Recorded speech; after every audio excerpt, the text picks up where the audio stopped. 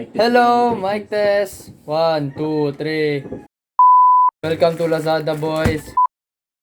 So, welcome guys. I am Justin Olea and please subscribe to my channel below and for more unboxing videos. So, let's go. Welcome to Lazada, boys. So, may in-order ako last week ng sa Lazada, which is ang Xiaomi Redmi AirDots S Low Latency Game Mode True Wireless 5.0 earphones with freebies. So yung nakuha kong freebies guys is yung casing niya, which is color pink. Then sa Lazmall ko to binili, which is around 1,146, kasali na yung shipping fee. So tignan natin ang quality if ganda ba. So let's go.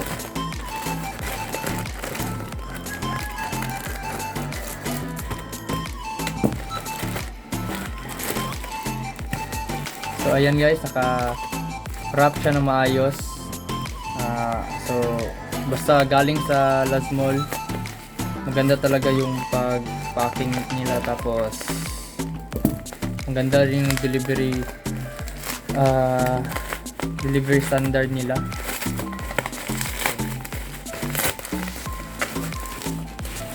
Oh. So eto na pala yun guys, yung AirDots na sinasabi ko, yung AirDots S.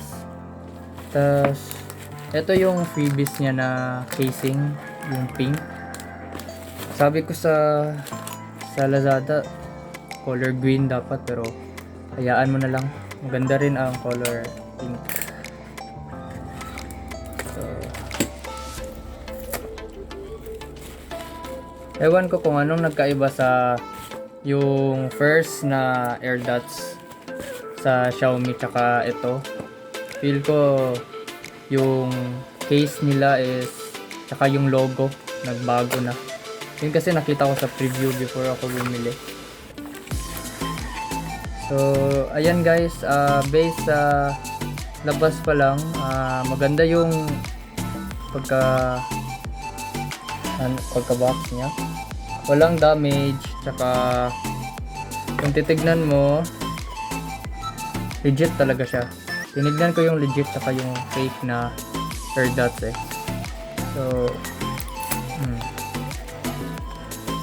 So tama nga pala guys, yung ito yung nagkaiba ng AirDots na first tsaka ito na AirDots. Yung logo niya is Redmi.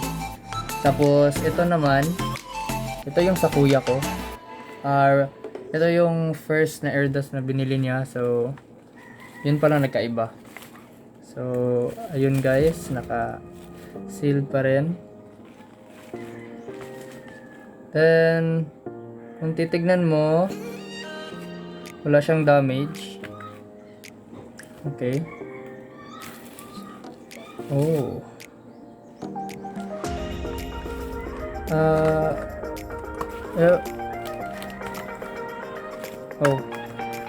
Masahin natin yung guidelines niya. Pero sana may English nito kasi naka Chinese man pala to. Welcome to Lazada, boys. Marunong ako mag Chinese pero sige lang. Okay. So i-on ko pa pala to guys.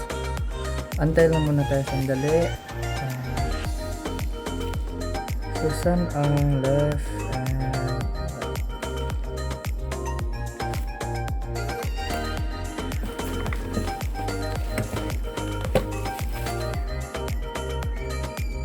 and ganito pala pagpasok guys. Sandali lang.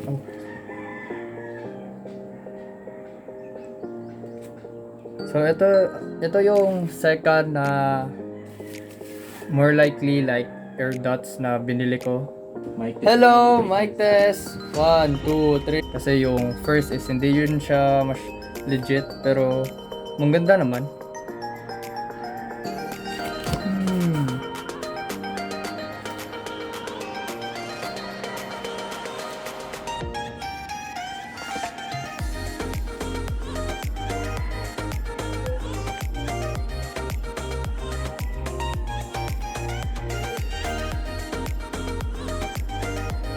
Oh.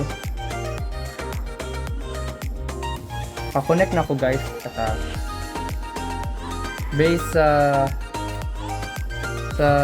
pag-login ko pa lang or pag-connect, maganda naman yung quality niya. So, magta-try ako ng music ngayon. So, tingnan natin.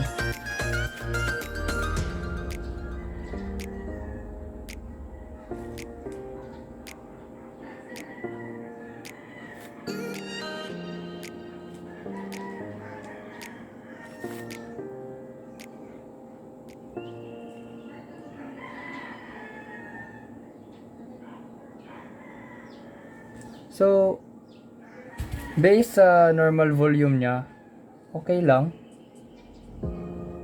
Okay lang rin. Tsaka, tingin ko may klaseng earbuds rin ito, ay yung buds niya, yung ito. Parang may size ito nito eh. Ewan ko kung nasaan yun. Ito pala yung extra na buds. May sizes rin siya, yung large, tsaka yung small ata. Feel ko medium ata yung nakuha ko. Pero okay lang. Maganda siya. Maganda.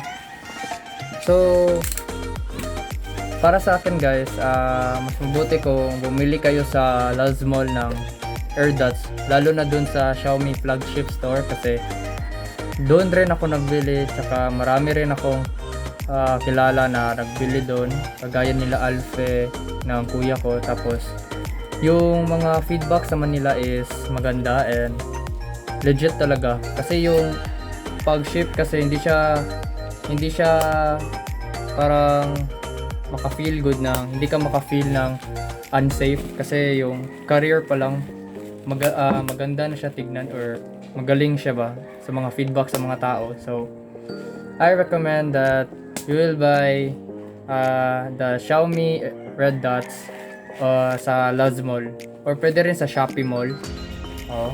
Tapos piliin nyo yung mura na carrier or kung hindi mura yung safe na carrier kasi to avoid any damage sa So that's it guys. I'm quite satisfied sa customer. So I'll make sure that soon I will buy more products sa Laz Mall or sa Shopee Mall. Kasi doon lang talaga yung like maka-feel ka na safe yung mga products eh. So yeah, yun lang. So this is the end of my vlog. Make sure to subscribe below and follow me for more unboxing videos. Good. See ya.